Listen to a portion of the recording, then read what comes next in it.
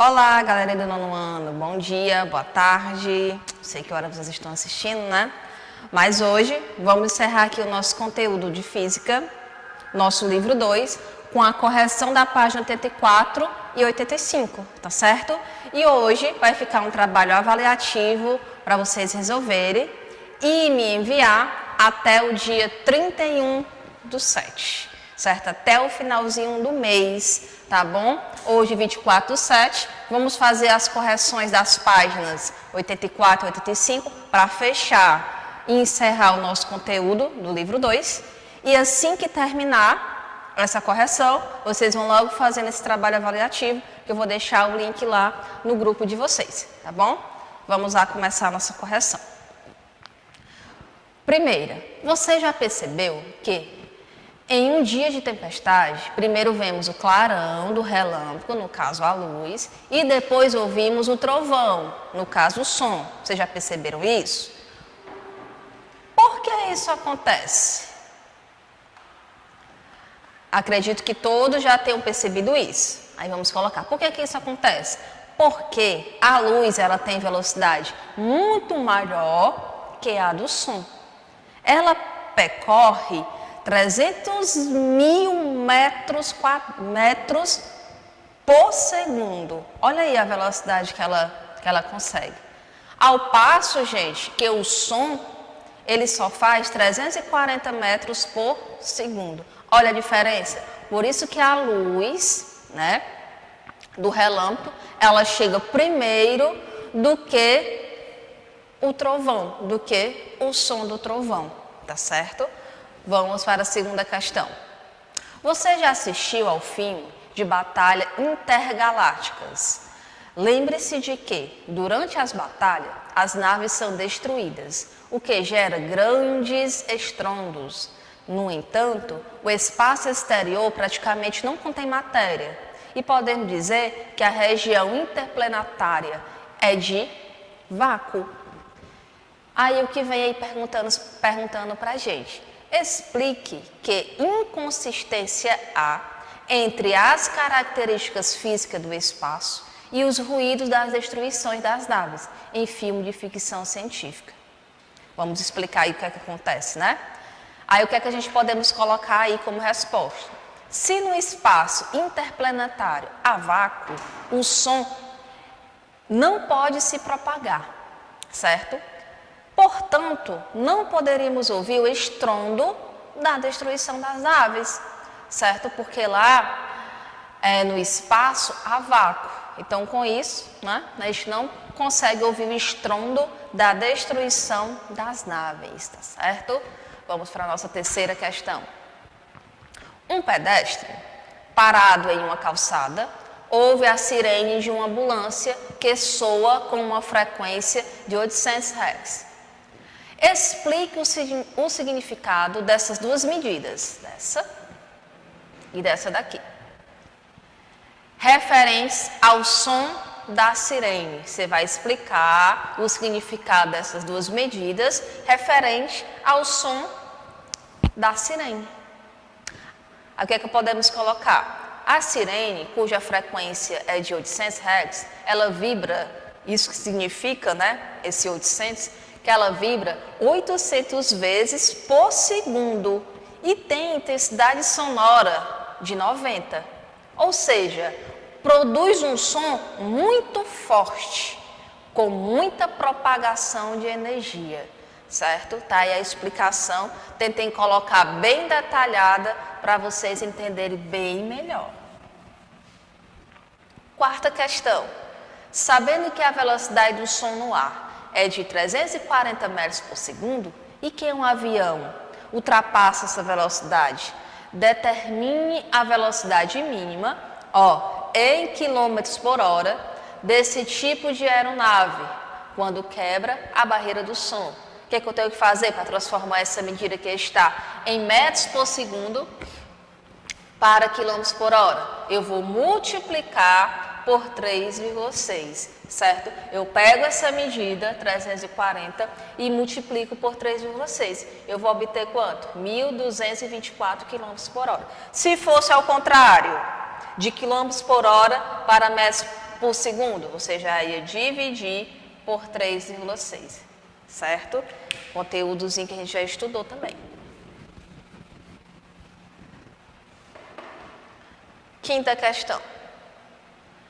Um estudante, fazendo um experimento no laboratório de sua escola, acoplou um gerador de audiofrequência a um alto-falante. Aumentando então a frequência do aparelho de 200 para 280, ele notou que o som produzido pelo sistema ficou menos intenso ou mais fraco? Não, ele ficou mais agudo. Ele ficou o quê?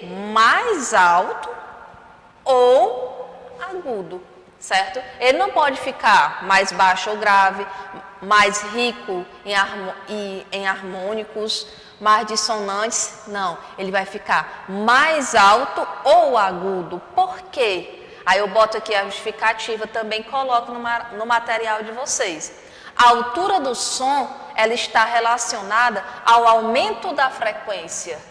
Quanto maior a frequência, mais alto ou agudo é o som. Coloque a justificativa num lado no livro de vocês, tá bom? Vamos para a próxima. Olha a sexta. O efeito Doppler está relacionado com a sensação de variação de altura do som. Por quê? Dizer que há variação na altura do som é o mesmo que dizer que há variação na frequência. Coloque a justificativa também na questão 6, para saber por que é o item A. Sétimo, o que nos permite decidir se dada nota musical provém de um piano ou de um trombone? É a diferença entre os timbres dos sons, certo? Por quê? Vamos lá dizer o que é o timbre. Timbre é a qualidade que nos permite diferenciar dois sons de mesma frequência, provenientes de diferentes fontes, de diferentes aparelhos. No caso, ele fala o quê? Do piano e do trombone. A diferença deles aí é o timbre dos sons. A justificativa está aqui embaixo, tá bom? Vamos para a próxima. Oitava questão. Sabendo-se que a velocidade do som na água é de aproximadamente 1.500 metros por segundo a 25 graus Celsius e que a faixa auditiva do golfinho vai de 150 Hz a 150.000, qual o maior e o menor comprimento de onda ouvido por ele? Vamos calcular o comprimento de onda, né? Vamos aqui, ó. Lembrando que V é igual ao comprimento de onda vezes a frequência. Para 150, vamos lá. Muda aí na fórmula, ó, V 1.500 igual, repete isso aqui, ó, vezes 150. Aí a variação, maior comprimento de onda, 10 metros. Agora, para a outra parte lá do golfinho, ó, 150.000, aplica na mesma fórmula, aí você vai observar que deu 0,01. Então, é o menor comprimento de onda, tá bom? Tá aí, bem explicado. E passo a passo para você entender. Até eu escrevi, lembrei aí da fórmula, para se vocês tiverem esquecido, lembrar, certo? Nona questão. Ondas sonoras emitidas no ar por dois instrumentos musicais distintos, 1 e 2, têm suas amplitudes representadas em função do tempo pelos gráficos a seguir. Tá aí. Perguntas. A propriedade que permite distinguir o som dos dois instrumentos é o timbre, já vimos isso aqui. E a última questão, de olho na prova, um navio de pesquisa equipado com sonar está mapeando o fundo do oceano. Em determinado local, a onda ultrassonora é emitida e os detectores recebem o eco de 0,6 depois. Sabendo-se que o som se propaga na água do mar com velocidade aproximada de 1.500 metros por segundo, assinale qual é a profundidade em metro local considerado. É o item A, certo? 450. Vamos ver aqui por quê, ó. Tá aqui a resolução. Marque logo aí o item A e vamos ver aqui como fazer, ó. Vamos ver os dados. Tá aí o tempo, 0,6 segundos. A velocidade, 1.500 metros por segundo. A questão quer saber a variação do espaço, que é determinada pela letra S. A formulazinha da velocidade, variação do espaço pela variação do tempo. Qual é a velocidade? 1.500. Eu quero saber o quê? A variação do tempo. Basta você multiplicar 1.500 vezes 0,6. Então, no caso, a variação do espaço, 900 metros. O outro lado lá, ó. Em 0,6 segundos, o som se propaga se a uma distância de 900 metros. Neste intervalo de tempo, o som proveniente do sonar desceu até o fundo do oceano e depois de ser refletido, ele voltou a subir até o barco. Então, o que é que isso significa? Então, o S lá, que é a variação do espaço, você vai pegar a resposta que foi encontrada aqui e divide por 2, que dá o quê? 400 metros por 450 metros, tá certo? Metros. Aí, por que, tia, que a senhora dividiu por 2? Justamente por conta desta justificativa que eu coloquei aqui, ó. Em 0,6 segundos, que foi aqui, ó, o som, ele se propaga se a uma distância de 900 metros, que foi o que foi encontrado bem aqui, ó.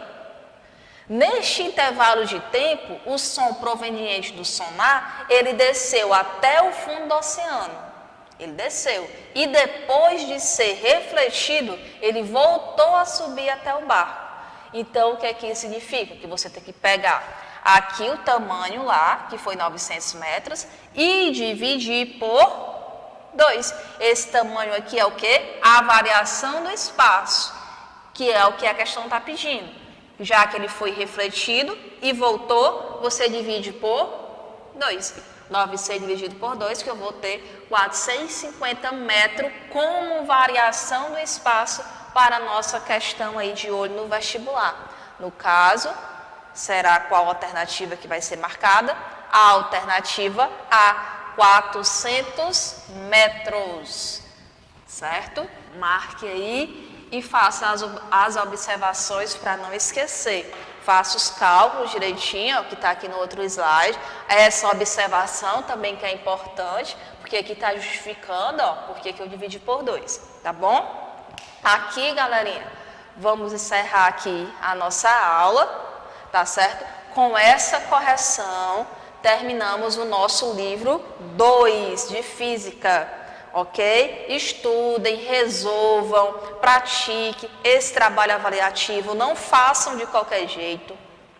Se sentir dificuldade, vocês sabem onde consegue falar comigo. Então, entre em contato comigo, temos nossas aulas aí online que estão acontecendo durante a semana. Então, notem as dúvidas e tirem as dúvidas, tá bom? Até a nossa próxima aula, fique com Deus, estudem esse livro 2, façam o resumo de vocês no caderno, de resolução de questões, estudem realmente, que é só assim que a gente consegue fixar os nossos conteúdos, tá bom? Tchau, fique com Deus, até a nossa próxima aula.